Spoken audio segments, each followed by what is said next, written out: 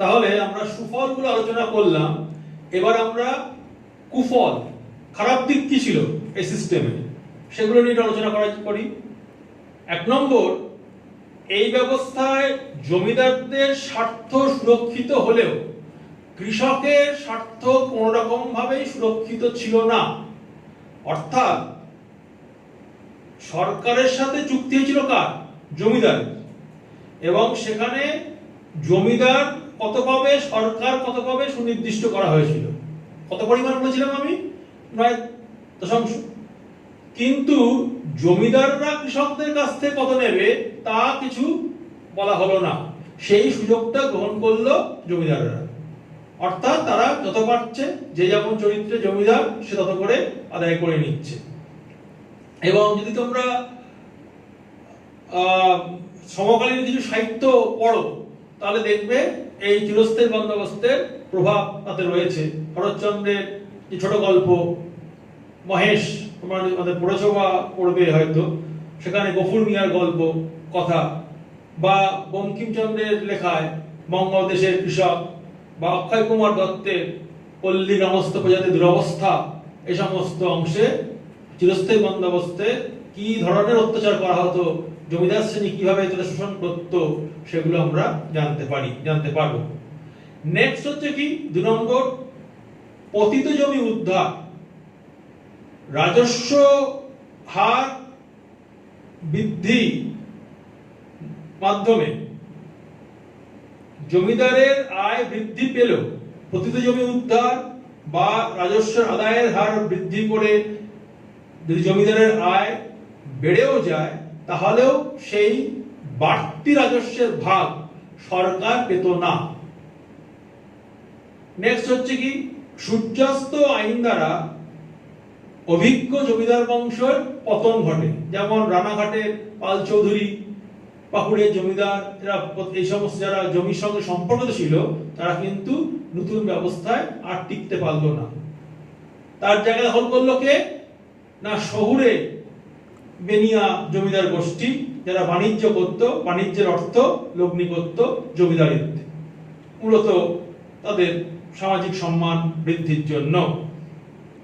এবং এ থেকেই তৈরি হলো অ্যাবসেন্টি ল্যান্ডলর্ডস, মানে অনুপস্থিত জমিদার গোষ্ঠী। তারা কিরকম? তারা জমির সত্ত্ব মালিক বটে, কিন্তু গ্রামে কখনো তারা যেত না। তার জায়গায় তারা গোমস্তা বা অন্য জাতীয় কর্মচারীদেরকে নিয়োগ করত। তারা জমিদারিত্বের যে আয় তা দিয়ে শহরে বাবুগিরি করত। সেখান থেকে বাবু কালচার তৈরি হয়েছিল। নেক্সট হচ্ছে কি শিল্প ব্যবসা বাণিজ্যের তুলনায় জমিদারির আয় সুনিশ্চিত হওয়ায় বেশিরভাগ পরিশ্রমহীন বা অলস প্রকৃতির লোকেরা শিল্প ব্যবসা বাণিজ্য ছেড়ে জমিদারিতে লগ্নি বৃদ্ধি করল। ফলে দেখা যাচ্ছে এই সময় বাংলার শিল্প বাণিজ্যের ক্ষেত্রে বাঙালি তথা ভারতীয়দের অংশগ্রহণের মাত্রা দ্রুত কমছে। আর একটা কি হলো না, জমিকে পণ্য হিসাবে ট্রিট করা হলো, জমিকে পণ্য হিসাবে ধরা হলো। ফলে জমি মানুষের সম্পর্কের মধ্যেও কিন্তু একটা পরিবর্তন আমরা দেখব। এছাড়া যারা চালাক গোত্রের জমিদার, তারা নিজেদের মুনাফাকে বৃদ্ধি করার জন্য, দায়িত্বকে কমাবার জন্য কি করত? জমিদারি তো লাভের পর ওই জমিদারি বা জমি সত্ত্বকে তারা 2-3 জনের মধ্যে বা তার বেশি সংখ্যক লোকের মধ্যে ভাগ করে দিত। ধরো একটা জমির জন্য 100 টাকা লেগেছে, সেটা এবার 4 জনের মধ্যে যদি 30 টাকা করে ভাগ করে দেয় তাহলে কটা হলো? 4টে পাটে 120 টাকা। তাহলে 20 টাকা কিন্তু তার এমনি লাভ হয়ে গেল। তাহলে যে লোকটা আবার পরের যে অংশটা কিনলো সে নিশ্চয়ই তা থেকেও লাভ করবে। ফলে এইভাবে কৃষকের উপরে ক্রমে ক্রমে রাজস্বের হার বাড়তে থাকলো, রাজস্বের চাহিদা বাড়তে থাকলো, যা গিয়ে শেষ পর্যন্ত পৌঁছাতে হচ্ছে কৃষকের উপর। এবং এই ব্যবস্থাকে আমরা বলছি পাট্টানি ব্যবস্থা। এই পাট্টানি ব্যবস্থা বা মধ্যস্বত্বভোগী ব্যবস্থার যত বাড়বে ততই কৃষকের অবস্থা খারাপ হতে থাকবে। এছাড়া কি বলবো না, মধ্যস্বত্বভোগী শ্রেণী এই শোষণের মধ্যে দিয়ে কৃষকের মেরুদণ্ড বা কৃষকের পুঁজিহীনতা লক্ষ্য পাওয়া যাচ্ছে, ফলে সে লগ্নি করতে পারছে না জমিতে। আর নেক্সট হচ্ছে কি, জমিদারের অত্যাচার এতটাই বেড়ে যাচ্ছে, কোনো কোনো সময় সে জমি থেকে চলে যাচ্ছে, ছেড়ে চলে যাচ্ছে। এছাড়া এক ধরনের গ্রামীণ মহাজন শ্রেণীর উদ্ভব ঘটে, যারা পরবর্তীকালে আবার গ্রামীণ মধ্যবিত্ত শ্রেণীর উদ্ভবের পথকে প্রস্তুত করবে। এই গ্রামীণ মধ্যবিত্ত শ্রেণী আর শহুরে মধ্যবিত্ত শ্রেণী উভয়ের মধ্যে কিন্তু একটা চরিত্রগত পার্থক্য আছে। গ্রামীণ মধ্যবিত্ত শ্রেণী সম্পূর্ণভাবে মহাজনী ব্যবস্থারই ফলশ্রুতি। তাকে বলে মহাজনী ব্যবস্থা। মহাজনী মানে জানো আমরা, যে যারা সুদের কারবার করে, অর্থ সুদের টাকা খাটায়, তারা মহাজন বলে। তো এইভাবে গ্রাম বাংলায় একটা নতুন শ্রেণীর উদ্ভব হলো, যারা কায়িক পরিশ্রম কম করত কিন্তু ক্ষমতা ভোগ করত, অর্থবান ছিল। সেটা হচ্ছে এই নতুন মধ্যবিত্ত শ্রেণী। আর শহরের মধ্যবিত্ত শ্রেণী কারা?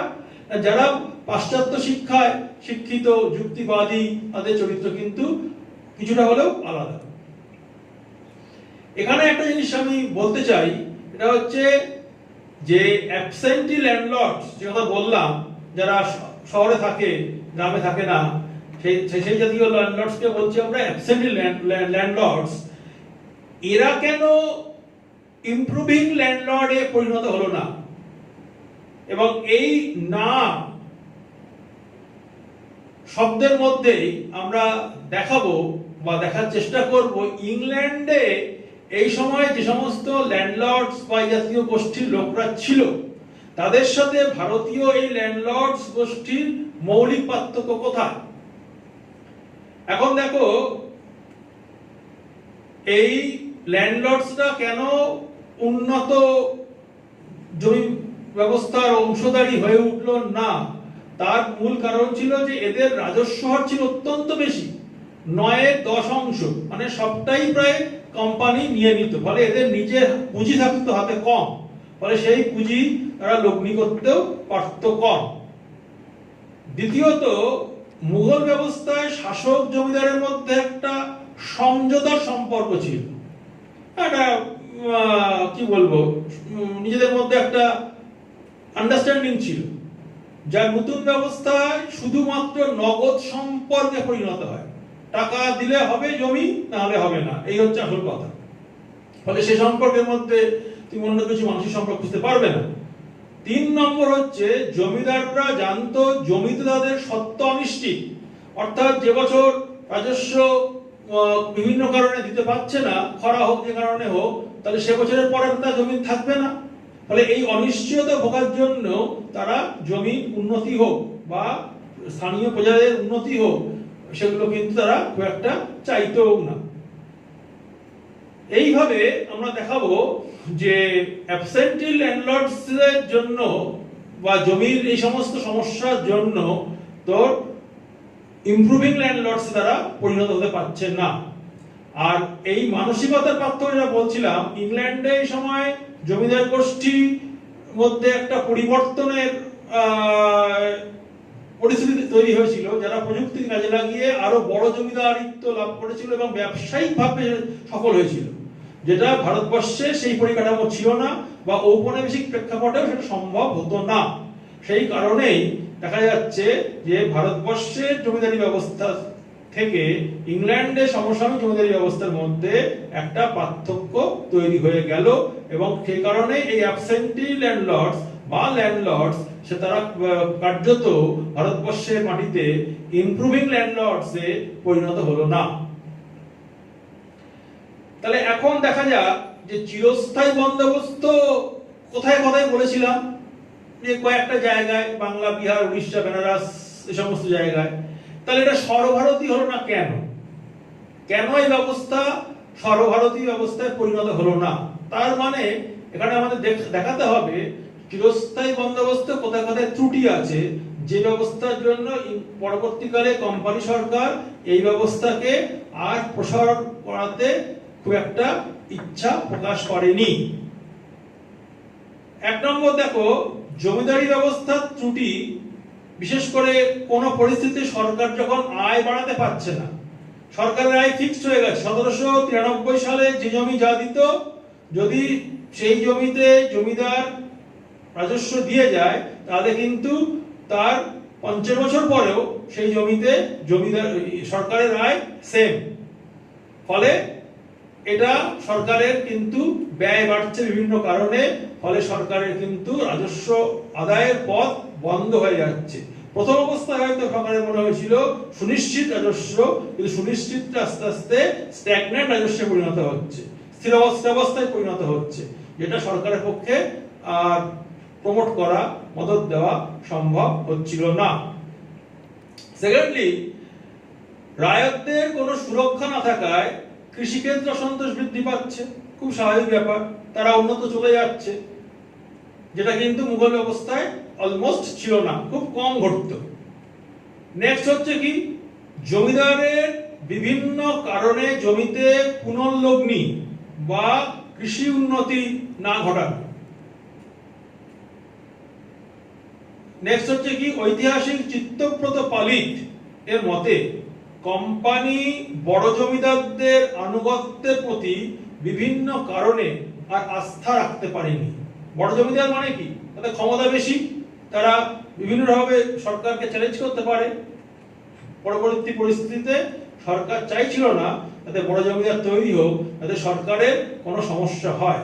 মাথায় রাখতে হবে, আমরা কিন্তু আজকে 1793 থেকে আস্তে আস্তে এগিয়ে যাচ্ছি কোন দিকে, 1857 দিকে, অর্থাৎ মহাবিদ্রোহের কাছাকাছি। ফলে এই সময় সরকার বিরোধী একটা অসন্তোষ কাজ করছে, সরকারও সেটা বুঝতে পারছে। ফলে বড় জমিদার ইজ ইকুয়াল টু ক্ষমতা বেশি, ক্ষমতা কেন্দ্রিকতা, ফলে সরকারের বিরুদ্ধে ষড়যন্ত্র হতে পারে, সরকার সেই কারণে এটাকে খুব একটা লাইক করছে না। এছাড়া এই সময় ইংল্যান্ডে রিকার্ডোর খাজনা তত্ত্ব, স্কটিশ এনলাইটেনমেন্ট এবং হুইগদের যে চিন্তা ভাবনা, এই সমস্ত কাজ করছিল।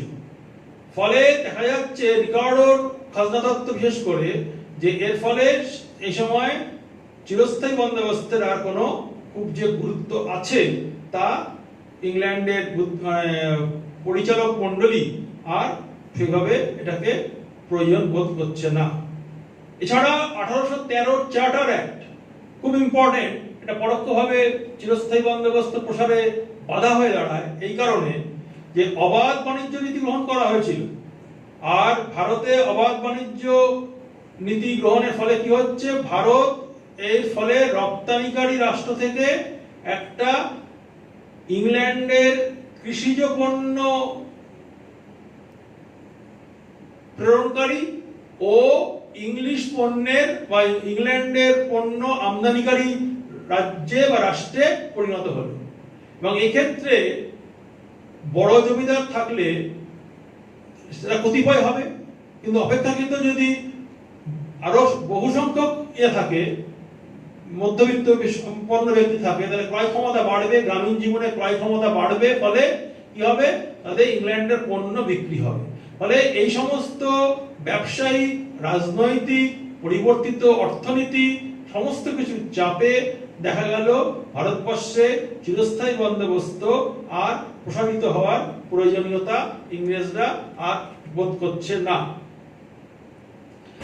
আর যেটা সবথেকে বড় আঘাত করেছিল, যে চিরস্থায়ী বন্দোবস্তের মধ্যে গ্রাম জীবনের উন্নতি ঘটবে, এবং সেটা কিন্তু ইংরেজরা বা সরকার এটা না লাভ করায়, সেটা এই প্রত্যাশা পূরণ না হওয়ায় সরকারেরও কিন্তু এই ব্যবস্থার প্রতি একটা বিতৃষ্ণা বা একটা সংশোধন করার ইচ্ছা জাগলো।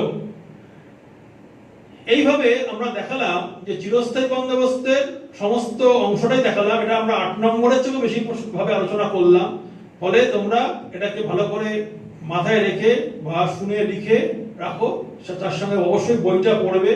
আমি বলবো আগে বইটা পড়ে নাও, কনসেপ্ট তৈরি করো, তারপরে আমাদের কথা শুনে এটাকে আরো ডেভেলপ করার চেষ্টা করো। এটা কিন্তু বেশ বড় করেই বললাম, কিন্তু 8 নম্বরেরও বেশি অংশ আছে, ফলে পার্ট কোশ্চেন তৈরি করা যেতে পারে। ঠিক আছে, এর সাথে দেখো একটু বোর্ডের দিকে তাকাও, আমরা কতগুলো সাল মেনশন করেছি সেগুলো একটু দেখে নিই।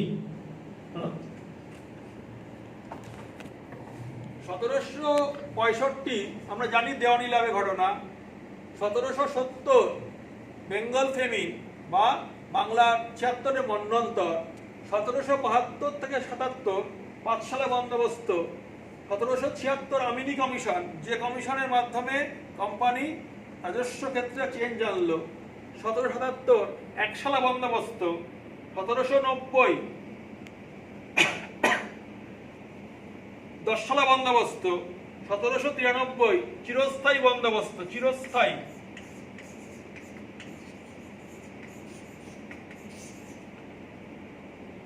1799 চিরস্থায়ী বন্দোবস্ত সেকেন্ড ফেজ, আর উন্নত প্রক্রিয়া। 1820 এটা হচ্ছে রায়তওয়াড়ি বন্দোবস্ত, রায়তওয়াড়ি বন্দোবস্ত। 1822 মহলওয়াড়ি বন্দোবস্ত, মহলওয়াড়ি বন্দোবস্ত। তাহলে আমরা প্রথম যে অংশটা সেটা আমরা এখানে কিন্তু শেষ করলাম। এরপরে আমরা কতগুলো ভাগ করে দেখাবো যাতে তোমাদের ব্যাপারটা বুঝতে বা পড়তে সুবিধা হয়।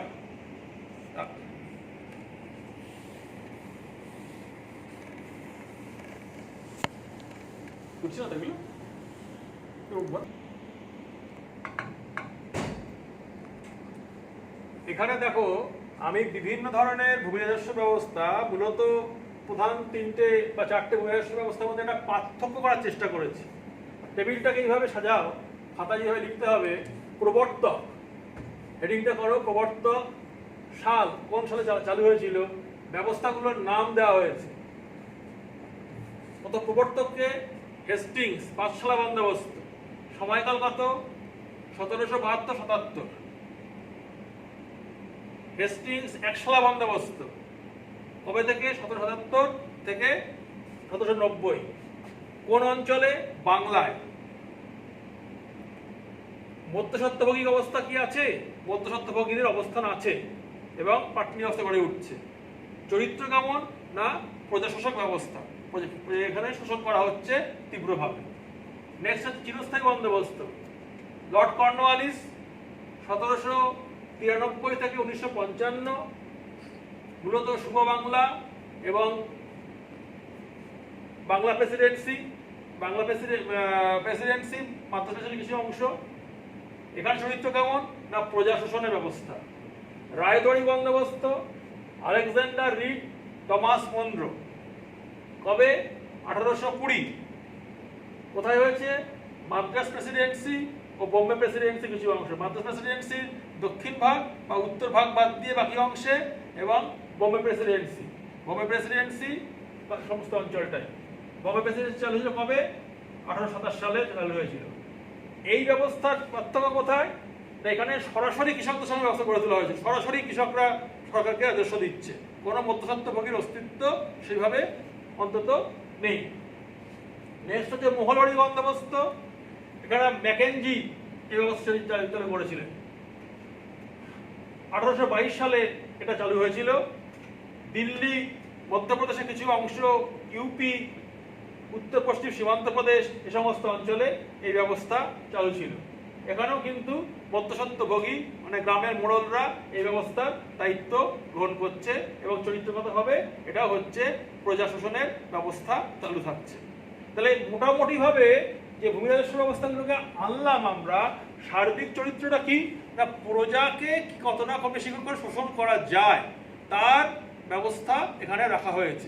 অর্থাৎ প্রজা কল্যাণ করা কার্যত কোনো ব্যবস্থাতেই মধ্যেই ছিল না, বা প্রজার উন্নতি হবে মুখে হয়তো বলা হচ্ছে, কিন্তু বাস্তবে দেখাবো শোষণটাই হচ্ছে মূল লক্ষ্য বা মূল ক্রমে পরিণত হয়েছিল। এবার আমরা বাকি যে দুটো ব্যবস্থা আমাদের আছে সে সম্পর্কে আমরা বলবো। একটা হচ্ছে রায়তওয়াড়ি বন্দোবস্ত। দেখো রায়ত এই শব্দের অর্থ কি? রায়ত মানে হচ্ছে কৃষক, ওয়ারি শব্দের অর্থ কি? পিছু, অর্থাৎ কৃষক পিছু, কৃষক প্রতি ব্যবস্থা। তাই এই ব্যবস্থার নাম দেওয়া হয়েছে কি? রায়তওয়ারি ব্যবস্থা। তাহলে আগেরটা মানে যেটা চিরস্থায়ী বন্দোবস্তটা আমরা মোটামুটি 8 নম্বরে একটা কোশ্চেন করব, এগুলোকে আমরা 4 নম্বর টিকা হিসাবে করব। রায়তওয়ারি, মোহনওয়ারি এগুলোকে আমরা টিকা হিসাবে করব। তাহলে কাকে বলবো রায়তওয়ারি সিস্টেম? তাহলে আগেই বললাম রায়ত শব্দের অর্থ, ওয়ারি শব্দের অর্থ। 1820 খ্রিস্টাব্দে মহীশূরের বড়মহলে প্রচলিত ব্যবস্থাকে সংশোধিত আকারে আলেকজান্ডার রিড ও টমাস মুনরো মাদ্রাজ প্রেসিডেন্সিতে যে নতুন ভূমি ব্যবস্থা প্রবর্তন করেছিলেন, তাই রায়তওয়ারি বন্দোবস্ত নামে পরিচিত। এই ব্যবস্থা সরকার কৃষকদের সাথে সরাসরি ভূমি রাজস্ব ব্যবস্থা, এই ব্যবস্থায় সরকার কৃষকদের সাথে সরাসরি ভূমি রাজস্ব ব্যবস্থা প্রবর্তন করে। কোনো মধ্যস্বত্বভোগীর অস্তিত্ব ছিল না। তবে এই ব্যবস্থায় রাজস্ব হার ছিল খুবই বেশি, কার্যত 70% কি দাঁড়িয়েছিল। যদিও প্রথমে শুরু হয়েছিল 45 থেকে 55%, কিন্তু বিভিন্ন রকম দিয়ে এটা প্রায় 70% দাঁড়ায়। এবং 30 বছর অন্তর এই ব্যবস্থায় রাজস্বের হার পুনর্বিবেচনা করার একটা ব্যবস্থা রাখা হয়েছিল। এর পাশাপাশি আমরা দেখব যে জমি জরিপের মাধ্যমে, কিন্তু সেটা স্বাধীনভাবে সব জায়গায় করা সম্ভব হয়নি, এই ব্যবস্থায় রাজস্ব হার ঠিক করার চেষ্টা করা হয়। ফলে চিরস্থায়ী বন্দোবস্তের তুলনায় এই ব্যবস্থা কিন্তু অনেক বেশি বাস্তবিক। অ্যাটলিস্ট রিকর্ডর খাজনা তত্ত্ব বা ইংল্যান্ডে যে পরিবর্তিত মানসিকতা তৈরি হয়েছিল এই সময়, তার প্রতিফলন আমরা দেখব রায়তওয়ারি বন্দোবস্তের মধ্যে। তবে এটা বললাম যে সরকার কিন্তু যে প্রতিশ্রুতি দিয়ে এই ব্যবস্থা চালু করেছিল সবটাই ধরে রাখতে পারেনি। এই ব্যবস্থা কোথায় চালু হয়েছিল না, মাদ্রাজ প্রেসিডেন্সির উত্তর অংশ বাদ দিয়ে বাকি অংশে, আর বোম্বে প্রেসিডেন্সিতে। 1827 সালে বোম্বে প্রেসিডেন্সিতে এই ব্যবস্থা চালু হয়। দেখা যাচ্ছে যে মধ্যস্বত্বভোগীর অস্তিত্বহীনতার কথা বলা হলেও কার্যত সরকারের কর্মচারীরা, রাজস্ব বিভাগের কর্মচারীরাই এখানে সেই মধ্যস্বত্বভোগীর ভূমিকা গ্রহণ করে। মজার কথা হচ্ছে যে চিরস্থায়ী বন্দোবস্তে যেমন অনেক জমিদারের অস্তিত্ব ছিল, এখানে একজনই জমিদার, সে হচ্ছে সরকার। আর সরকারের কর্মচারী হিসাবে দেখা যাচ্ছে যে রাজস্ব বিভাগের কর্মচারীরাই এখানে কৃষকের উপর অত্যাচার করছে। অনেকটা যেন ফ্রান্সে ফরাসি বিপ্লবের আগে ইন্টেন্ডেন্ট, যাদেরকে বলা হতো নেকড়ে, হ্যাঁ, সেই ইন্টেন্ডেন্টদের মতোই এখানকার রাজস্ব বিভাগের কর্মচারীরা ভূমিকা পালন করছে। সে কারণে নীলমণি, ঐতিহাসিক নীলমণি মুখোপাধ্যায় ও ধর্মকুমার বলছেন যে রাজস্ব বিভাগের কর্মচারীরাই এখানে জমিদারিতে পরিণত করে হয়েছিল, অর্থাৎ তারাই এখানে কনভার্ট হয়েছিল জমিদারদের মধ্যে হাবভাব, তাদের কাজকর্ম সমস্ত কিছু এখানে চালু হয়েছিল। ফলে এই ব্যবস্থার বিরুদ্ধে মানুষের মধ্যে ক্ষোভ দেখা দেয়, এবং এই ব্যবস্থাতেও দেখা গেল যে রাজস্ব ঠিকমতো দিতে পারলে তাকে জমি থেকে উচ্ছেদ করা হতো না, কিন্তু কোনো অবস্থাতে রাজস্ব খাতে ছাড়ও দেওয়া হতো না। ফলে কৃষকের অবস্থা কিন্তু খুব একটা ভালো হলো না। যা আশা করা গিয়েছিল সরাসরি ব্যবস্থা গড়ে ওঠার ফলে ভালো হবে, এটা কিন্তু হলো না। তবে এটা নিঃসন্দেহে এটা চিরস্থায়ী বন্দোবস্তের তুলনায় অনেক বেশি সায়েন্টিফিক বা অগ্রগামী ব্যবস্থা।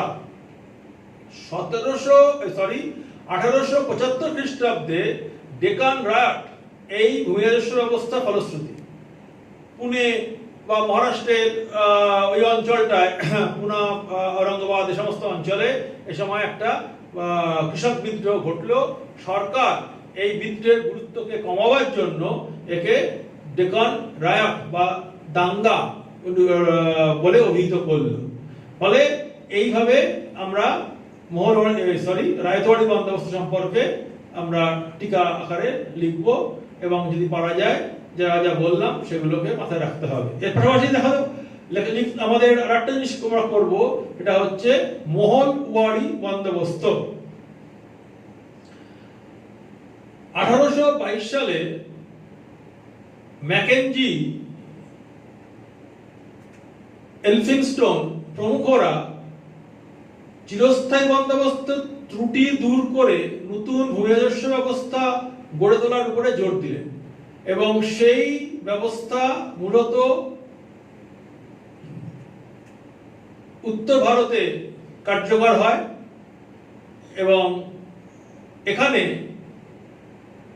একটি বা কয়েকটি গ্রামকে একটি মহল ধরে সেই মহলের রাজস্ব আদায়ের দায়িত্ব সেই অঞ্চলে প্রভাবশালী ব্যক্তির হাতে প্রদান করা হতো। যেগুলো বড় গ্রাম সেটা একটা, যেগুলো ছোট গ্রাম সেগুলো কয়েকটাকে মিলিয়ে একটা মহল বা ইউনিট ধরা হতো এবং সেখান থেকে রাজস্ব আদায় করা হতো। এই ব্যবস্থার একটা বড় বৈশিষ্ট্য ছিল যে রাজস্ব দানের দায়বদ্ধতা ছিল যৌথ। মানে সাধারণভাবে কি করি আমরা, রাজস্ব আমরা ব্যক্তি পিছু দিই, এই রায়তওয়াড়ির মতো, আমি এই অঞ্চলে থাকি তার জন্য ট্যাক্স আমি দিচ্ছি।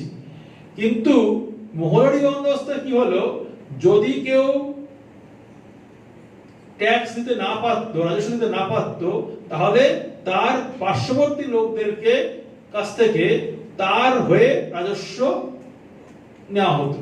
অর্থাৎ যাতে কোনো ব্যক্তি রাজস্বদান মুক্ত না হয় তার চেষ্টা এইভাবে করা হয়েছিল। ফলে এটা একটা যৌথ ব্যবস্থা গড়ে উঠেছিল এবং এই ব্যবস্থাতেও রাজস্ব হার ছিল বেশি এবং তবে রাজস্বের হারও এখানে পুনর্বিবেচনা করা হতো, চিরস্থায়ী বন্দোবস্তের মতো স্থায়ী নয়। যেহেতু গ্রামের মোড়ল বা প্রভাবশালী ব্যক্তি হাতে রাজস্ব আদায়ের দায়িত্ব দেওয়া হয়েছিল, তাই কার্যত কিছুদিনের মধ্যেই এই ব্যবস্থাও একটা অত্যাচারের নামান্তরে পরিণত হয়। কারণ সেই ব্যক্তি কিছু রাজস্ব নিজের কাছে রাখতো, মোটামুটি 60% মতো রাজস্ব সরকারের ঘরে জমা পড়তো, বাকিটা সে বা তার ফ্যামিলি ভোগ করত। ফলে এই অঞ্চলেও একটা দেখা গেল কৃষকদের উপরে অত্যাচারের একটা পরিণতি বা পরিণাম দেখা যাচ্ছে। ফলে এছাড়াও আমরা দেখব আরো দুটো রাজস্ব ব্যবস্থা তৈরি হয়েছিল। পাঞ্জাবে ভাইয়াচারি বন্দোবস্ত 1824 সালে এবং মহাবিদ্রোহের ঠিক আগে অযোধ্যাতে দেখব তালুকদারি বন্দোবস্ত 1856 খ্রিস্টাব্দে চালু হয়। এবং যদি আমরা সামগ্রিকভাবে ব্যাপারটাকে দেখব যে সমস্ত ভূমি রাজস্ব ব্যবস্থা সেটা যে প্রান্তেই গড়ে উঠুক না কেন, কোনোটাতেই কিন্তু সরকার নিজের যাতে উত্তরোত্তর আয় বৃদ্ধি পায় সে চেষ্টাই করে গেছে। প্রজার কি হবে, প্রজার কতটা মঙ্গল হবে, ভারত প্রজার কত সাহায্য হবে সে বিষয়ে সেটা দেখা হয়নি। এটা ঠিকই যে সরকারটা ছিল ঔপনিবেশিক সরকার, ফলে তার লক্ষ্যই ছিল কি করে বেশি বেশি করে ভারত থেকে সম্পদ আরোহণ করা যায় সেটা দেখা। তাই এর পাশাপাশি এটাও বলবো আমরা যে সরকার কিন্তু তখনও কোনো নির্দিষ্ট রাজস্ব আদায়ের পন্থা বা পদ্ধতি আবিষ্কার করতে পারেনি। ফলে ভারতের যেখানে যে অবস্থায় যেমন পেরেছে ব্যবস্থা প্রবর্তন করে রাজস্ব আদায় করে গেছে এবং তারই পরিণাম হচ্ছে কি না, আর কদিনের মধ্যেই আমরা দেখব যে বিভিন্ন রকমের বিদ্রোহগুলো সংগঠিত হবে। সেটা আমাদের পরের অংশ। আমরা এর পরে আসবো হচ্ছে ভূমি রাজস্ব ব্যবস্থার ফলাফল বা এফেক্টস এর উপর ভিত্তি করে। তাহলে আমরা এতক্ষণ যে ভূমি রাজস্ব ব্যবস্থা সম্পর্কে আলোচনা করলাম, এবার আমরা দেখাবো এই ভূরাজস্ব ব্যবস্থার সামগ্রিক প্রভাব কি পড়েছিল ভারতীয় সমাজের উপর। তাহলে তোমরা এইভাবে একটা কোশ্চেন তৈরি করতে পারো যে ভারতীয় সমাজের উপরে ব্রিটিশ ভূরাজস্ব ব্যবস্থার প্রভাব কি ছিল। ভালো কোশ্চেন। এটাকে যদি আমরা খুব সংক্ষেপেও আলোচনা করতে যাই তাহলে কয়েকটা পয়েন্টে ভাগ করে নিতে পারি, আদারওয়াইজ একটা ফ্ল্যাট লিখতে পারি। যে প্রথম কি হচ্ছে না মধ্যস্বত্বভোগীর উদ্ভব। এই যে ইজারাদার, পাত্নীদার, জমিনদার, এরা বিভিন্ন ধরনের শ্রেণী, বিভিন্ন নামে এইসব গোষ্ঠী তৈরি হলো। এরা কিন্তু প্রত্যেকেই হচ্ছে শোষক গোষ্ঠী লোক। এরা কৃষকদেরকে বিভিন্নভাবে বিভিন্ন রূপে শোষণ করছে এবং তার ফলে ভারতীয় সমাজে সম্পদ ইংরেজদের হাতে সঞ্চিত হচ্ছে। মধ্যবিত্ত শ্রেণীর উদ্ভব, আমি একটু আগে বলেছিলাম এখানে দুটো ক্যাটাগরি মধ্যবিত্ত শ্রেণীর উদ্ভব হবে। একটা হচ্ছে মহাজন ব্যবস্থা থেকে বা গ্রামীণ মহাজনী ব্যবস্থা থেকে গ্রামীণ মধ্যবিত্ত শ্রেণী, আর যেটা বাস্তবে খুব কার্যকারী হবে ভারতীয় সমাজের জন্য এটা হচ্ছে কি না যে অ্যাবসেন্টি ল্যান্ডলর্ডস যারা ছিল তারা শহরে থাকার কারণে গ্রামীণ সম্পদকে শহরে এনে তারা একটা ইংরেজি শিক্ষায় শিক্ষিত হয়ে অন্যান্য সমস্ত মাধ্যমে মধ্যবিত্ত শ্রেণীতে পরিণত হবে, শহুরে মধ্যবিত্ত শ্রেণীতে পরিণত হবে, যার মাধ্যমে আমরা বলবো নেক্সট ইয়েটা যে বাংলার নবজাগরণ ত্বরান্বিত হবে। তাহলে ভূরাজস্ব ব্যবস্থার সাথে বা চিরস্থায়ী বন্দোবস্তের সাথে কিন্তু বাংলার নবজাগরণ তথা বাংলায় মধ্যবিত্ত শ্রেণীর উদ্ভবের সম্পর্ক গভীর। এখানে আমরা খুব বিস্তৃতভাবে না গেলেও এই অংশটা কিন্তু আমরা দেখাবো। পাশাপাশি কি না এগুলো গেল তো কিছুটা অংশ কৃষকের উপরে কি পড়েছিল প্রভাব। কৃষকের অবস্থা দুর্বিষহ হয়ে গেছিল, বিভিন্ন কর উপকর এই সমস্ত দ্বারা জর্জরিত হয়ে সে একেবারে যখন তার দেয়ালে পিঠ ঠেকে গেছিল তখন নিরুপায় হয়ে বিদ্রোহের পথ নিয়েছিল। ফলে দেখবো আর কিছুদিন পর থেকে আমরা সিরিজ অফ এগ্রিগেরিয়ান রেভলিউশন বা এগ্রিগেরিয়ান এজিটেশন গুলো ঘটতে থাকবে বিভিন্ন অংশে বিভিন্ন প্রান্তে। তো সেই তাহলে কৃষক বিদ্রোহ ত্বরান্বিত হলো। আর কি হচ্ছে না কৃষিতে বাণিজ্যিকীকরণ ঘটছে। অন্যভাবে বলা যায় যে বাণিজ্য কৃষির সূচনা ঘটছে। যেমন ধরো পাট, চা, এই সমস্ত ধরনের প্ল্যান্টেশন গুলো চালু হচ্ছে, যার মধ্যে দিয়ে ভারতের কৃষি ব্যবস্থাতেও কিন্তু একটা পরিবর্তন আসছে। তো এইভাবে আমরা বিভিন্ন দিক দিয়ে মোটামুটি ভাবে সংক্ষেপে আলোচনা করলাম। তোমরা এইগুলোকে নিয়ে একটু পড়াশোনা করো, দেখো। আমি একটা কোশ্চেন সামনে রাখছি, তাতে এগুলো ভাবতে পারো বাড়িতে, যে রায়তওয়াড়ি বন্দোবস্তকে মন্দ্র ব্যবস্থা কেন বলা হয়। খুবই সহজ, মন্দ্র ব্যবস্থা চালু করেছিল বলে। এরকম ব্যাখ্যা করে 2 নম্বরে কোশ্চেন ব্যাখ্যা করে লিখতে হবে। ভারতীয় কৃষি সমাজের উপর কৃষি বাণিজ্যিকরণের প্রভাব কি ঘটেছিল, এটা একটা ভালো কোশ্চেন। 4 নম্বর করে করতে পারো, বাড়ি থেকে প্র্যাকটিস করো এটা তোমরা। ভারতীয় কৃষি সমাজের উপর কৃষি বাণিজ্যিকরণের কি প্রভাব পড়েছিল। এছাড়া চিরস্থায়ী বন্দোবস্ত উদ্দেশ্য বা সুফল কুফল দিয়ে একটা টিকাবদ্ধ হতে পারে। এছাড়া আমি যা বললাম একটু আগে রায়তওয়াড়ি বন্দোবস্ত, মহলওয়াড়ি বন্দোবস্ত এগুলো টিকা আসবে। হ্যাঁ, আর ভারতীয়